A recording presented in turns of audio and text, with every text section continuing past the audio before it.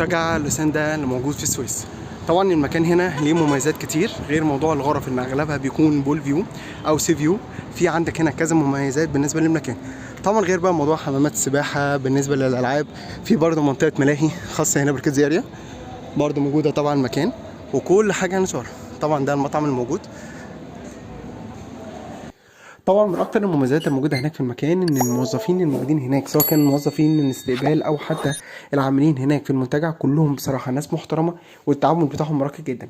اللي انتوا شايفينه ده المطعم الخاص هنا بالنسبه للمنتجع. وبالنسبه لعروض الاقامه بيكون بالفطار، بتكون اوبن بوفيه. انا حبيت برضه اكد المعلومه دي بالنسبه لعروض الاقامه. طبعا المكان بجد انا ارشحكم ان انتوا تروحوه، تغير جو فيه. مكان يعتبر مميزاته اللي هو قريب من كافه الخدمات، جنبك السوق برضه والمطاعم حواليكي، حتى ان السوبر ماركت الموجود هناك بالنسبه للمنتجع زي ما انتم شايفين كده بالظبط. الاسعار بتاعته تعتبر نفس الاسعار الموجوده عندنا في مصر، وطبعا دي ميزه بتفرق لناس كتير لو حابب تشتري اي حاجه من هناك. في طبعا غير الموضوع ده في طبعا عندكم زي ما انتم شايفين العاب برضه للاطفال ينفع تتأجر. الجزء اللي احنا هنخش عليه دلوقتي ده الجزء اللي بيكون فيه حمامات السباحة، وبيكون فيه الاكوا بارك، وبيكون فيه الشاطئ، وهنعرف كل حاجة دلوقتي بإذن الله. طبعا من الناس المحترمة اللي كانت موجودة هنا في المكان عم ياسر الراجل السكر اللي انتوا شايفينه ده المسؤول هنا عن منطقة البيتش ومسؤول عن منطقة حمامات السباحة. حبيبي عم ياسر تسلم، ربنا يخليك. احنا دلوقتي كده هنخش على المنطقة اللي فيها حمامات السباحة. في حاجة كنت حابب كده مع الناس بالنسبة للمكان. أول حاجة على إيدينا الشمال دلوقتي ده الإتشاش اللي إحنا بنستخدمها بعد ما نخلص حمام السباحة، ودي نقطة مهمة ويكون أفضل لو قبل النزول حمام السباحة. دي نقطة. النقطة التانية بالنسبة للأعماق الموجودة هنا في حمام السباحة بيبدأ من أول متر لحد متر وستين. زي ما انتم شايفين المكان هنا متقسم لثلاث حمامات سباحة. في حمام للأطفال، وفي حمام للناس الأكبر شوية، وفي حمام اللي هو أعمق حاجة وده بيكون عمقه 160. في ميزه بقى ممتازه جدا في منتجع لوسندا ان هو من اكتر المميزات او مش موجود في كل الفنادق يعتبر، اللي هم عاملين حمام سباحه مغطى. وطبعا ده حاجه كويسه جدا لو احنا بنتكلم في وقت الصيف.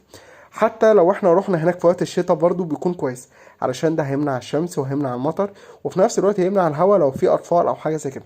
وطبعا الحمام السباحه ده بيكون طبعا اعمق زي ما انتم شايفين، ويعتبر حمام سباحه اولمبي، يعني ده ممكن يحصل فيه بطولات كمان.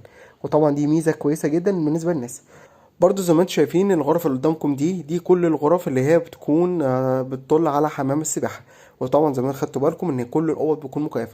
الناحية التانية دي بيكون فيها المطاعم، لو احنا حابين نطلع من بره المنتجع ونجيب اي حاجة مفيش اي مشاكل. ودي نقطة حابب اكدها مع الناس، علشان اغلب الاقامة الموجودة هناك بتكون فطار فقط، بيكون اوبن بوفيه، لكن الغداء والعشاء بيكون على العميل.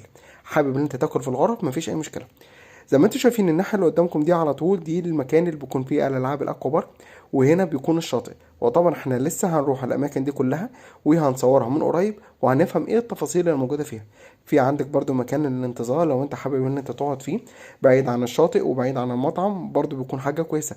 بيكون المكان كله على حمام السباحه، بيكون برضو فيه عندك مسرح مشغل عليه الاغاني.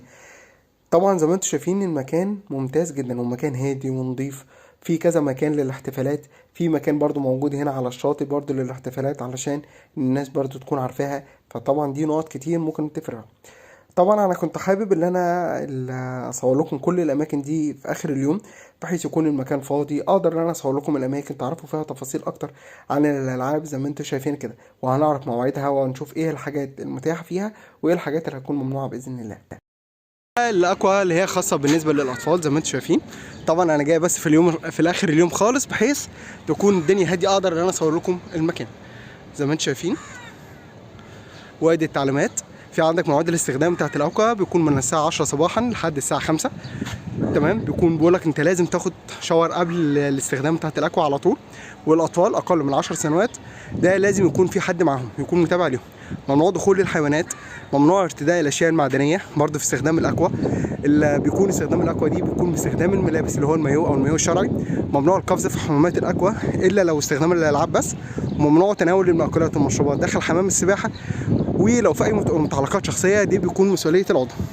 زي ما انتم شايفين ادي الالعاب، ادي الالعاب الموجوده.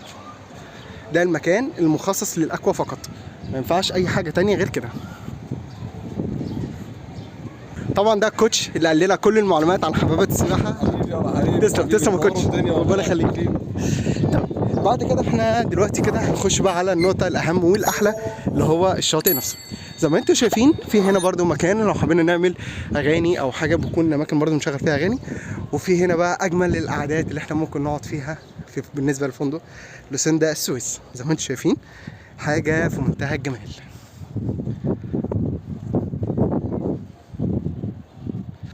بصوا المنظر، حاجه حلوه قوي. طبعا القعده زي كده، ادي المراكب الكبيره اهي زي ما انتم شايفين. شاطئ رملي عشان برضو ناس كتير كانت بتاكد على حوار الشاطئ. شاطئ رملي زي ما انتم شايفين.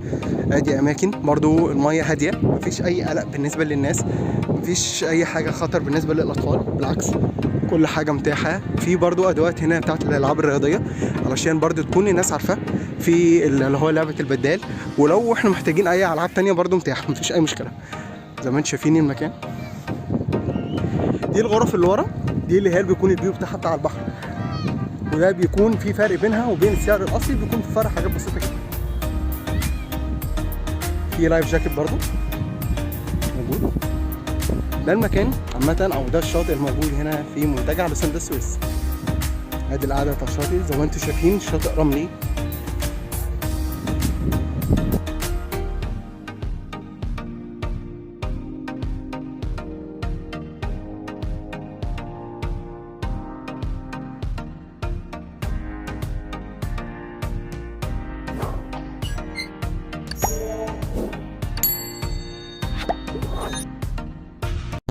بعد كده احنا دلوقتي هنعمل جولة في الكورنيش الموجود هنا في مدينة السويس، وده الكورنيش الجديد، وده يعتبر المسافة بينه وبين المنتجع ما تكملش بالظبط دقيقتين مشي. جنب المنتجع على طول في مدينة ملاهي، دي برضو نقطة كنت حابب كده مع الناس. وبعد كده هنخش على الكورنيش. طبعا زي ما انتوا شفتوا في اول الكورنيش بيكون في مطاعم لو حد عايز يشتري اكل، في برضو عجل بالنسبة للاطفال لو حد عايزين يأجروا، وفي عجل برضو للناس الكبيرة. قاعدة في منتهى الجمال زي ما انتوا شايفين كده، وانا هسيبكم دلوقتي تتفرجوا عليه. طبعا انا اتمنى باذن الله وان شاء الله كده الفيديو يعجبكم، وما تنسوش اللايك والشير للفيديو. ولو في اي سؤال او عايزين تستفسروا عن اي حاجه ممكن تكتبوا لي في الكومنتات، سواء كانت خاصه برحلات الديوز، رحلات الاقامه، اي حاجه في مدينه السويس، احلى مطعم تاكلوا فيه هناك فين، الحاجات دي كلها، وانا هتلاقيني معاكم باذن الله كده هجاوبكم على كل حاجه. كان معاكم مسلم زايد، واتمنى باذن الله ان شاء الله كده تكون الفيديوهات بتاعتي تعجبكم. ما تنسوش اللايك والشير للفيديو، وعمل الاشتراك في القناه وتفعيل الجرس. وشكرا جدا لكم مره تانية.